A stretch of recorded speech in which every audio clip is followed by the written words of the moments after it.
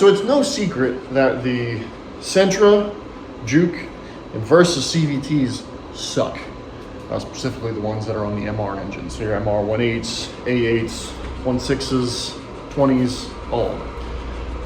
What if there was a way to make your CVT into an automatic with no belt and actual gears and clutches? Something that could be upgraded. Something that's been used for a long time, so there's experience upgrading them. A lot of people have overlooked this, including myself, and when I was doing some research for something a couple months ago, I stumbled upon a solution to the CVT issue. Now this won't work for you all-wheel drive people, sorry. But front-wheel drive, we might be onto something here. So let me show you what that is. This is the automatic transmission out of a Nissan Versa. Oh, wait a minute, what do you mean the automatic transmission out of a Nissan Versa? They came with CVTs. Actually, for one generation of Versa, 07 to 11, I think, they came with an optional 4-speed automatic.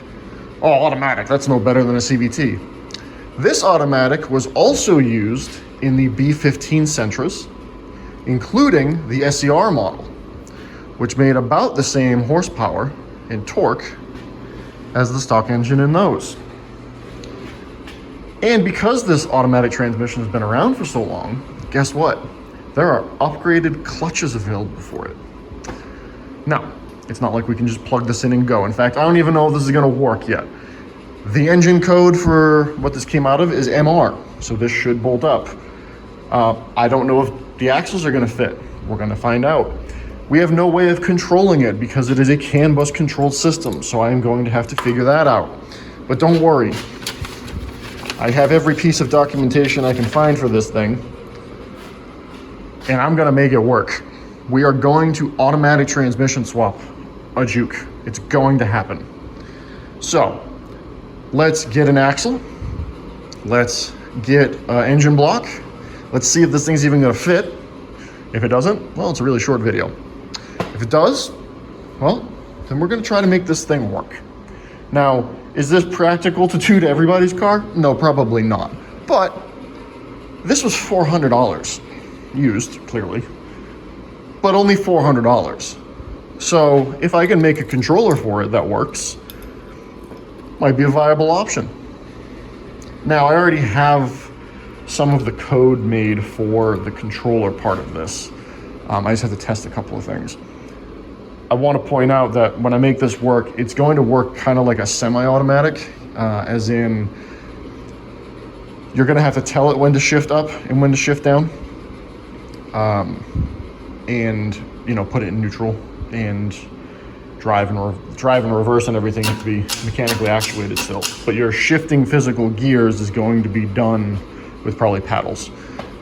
Just because to program in speeds and torque loads and all that stuff is a lot of work that, quite frankly, I'm not gonna do for this, because this is just a silly experiment. So, that out of the way, let me get a block, let me get some axles, let's find out if this thing's gonna fit. All right, let's try this, shall we? The splines match up, we're in pretty good shape.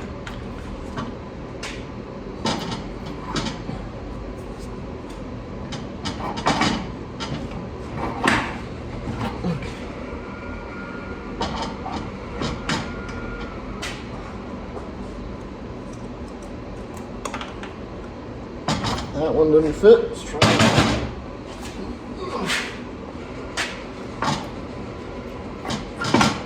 Okay, that one didn't fit. Those are manual transmission axles, so I kind of didn't expect them to fit. I don't know if I have a CVT Juke axle. I don't have any CVT axles to try in there, so I ordered some that are easily returned. So the next thing we're going to do is try fitting an engine block to this. Which really, we can just try the lower oil pan, and if that fits, which I know the MR engines really well, it looks like it's gonna. But if that fits, then that kind of means that this is gonna work. And the pattern looks exactly as it should for an MR. Again, I know these engines quite well, but we're gonna just confirm it. So I'm gonna get either a block or a lower oil pan, upper oil pan, whichever one I come across first in my pile of goodies to try on there. Should have probably gotten the parts before the giant snowstorm, but you know, why would I do that?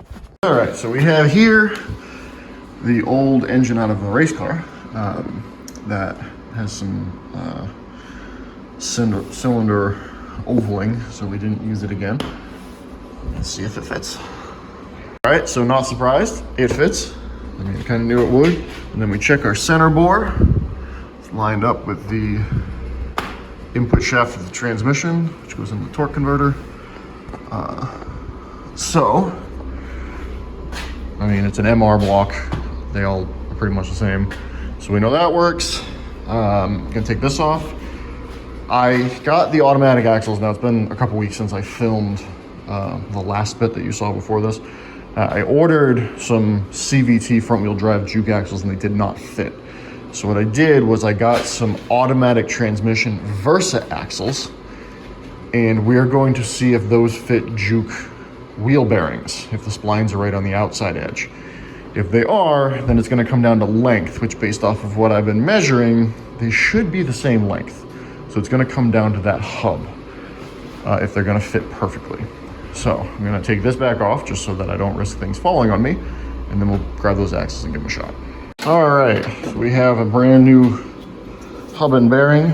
Keep these in stock because we put them on so often. Axle fits in the transmission. Not really surprising. That, however, is a disappointment right there.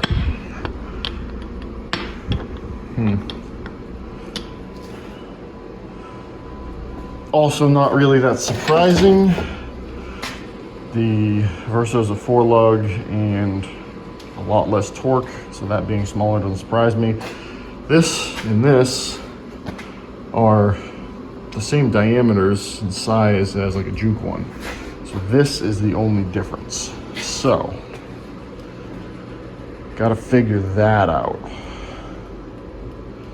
Now, unfortunately, in the aftermarket, they use like 15 different means of making an axle. So spline counts are different on the insides, and it's a mess. So even if I buy another, like a juke axle, to try to swap this out, odds are it's not gonna fit. And I know that because I went through, 15 axle, like trying to make combinations out of like 15 different axles to work with another swap that we were working on.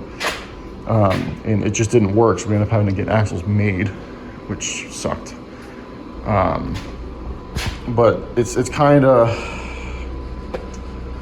that kind of sucks. So I got to figure that out.